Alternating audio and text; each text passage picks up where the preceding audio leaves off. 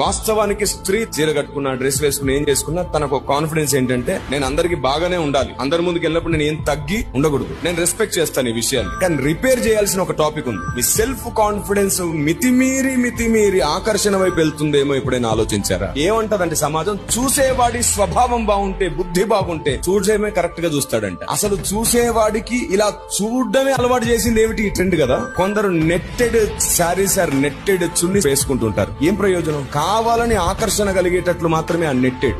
ఈ నెట్టెడ్ వేసుకుని నెట్టుడే అనమాట. మీ సెల్ఫ్ కాన్ఫిడెన్స్ ఇంకొకరికి సెల్ఫ్ కంట్రోల్ లేకుండా చేస్తుంది. అలా బట్టలు వేసుకోవడం తప్పు కాదు, ఓకే, కానీ కరెక్ట్ కూడా కాదు. అసలు నేను అడుగుతాను, ఇంకొకరికి ఎందుకు అలా కనబడాలి నువ్వు? వై? నీ కాన్ఫిడెన్స్ టైట్ గా ఉంటేనే వస్తుందా? రాంగ్ కదా? రాంగ్ గా కాదా? దట్స్ ఇట్, అంతే. నువ్వు కాన్ఫిడెంట్ లోకి వెళ్ళకు, కంఫర్ట్ లోకి రా. మీరు ఎవ్వరు చెప్పలేరు కదా నేనే శత్రువు అవుతాను అన్నమాట అందరికి. పర్వాలేదు, నేను ఒకరికి బ్యాడ్ అయినా పర్లేదు, కానీ మీ జీవితంలో ఎప్పుడు గుడ్ అవ్వాలి, మీరు గ్రేట్ అవ్వాలి.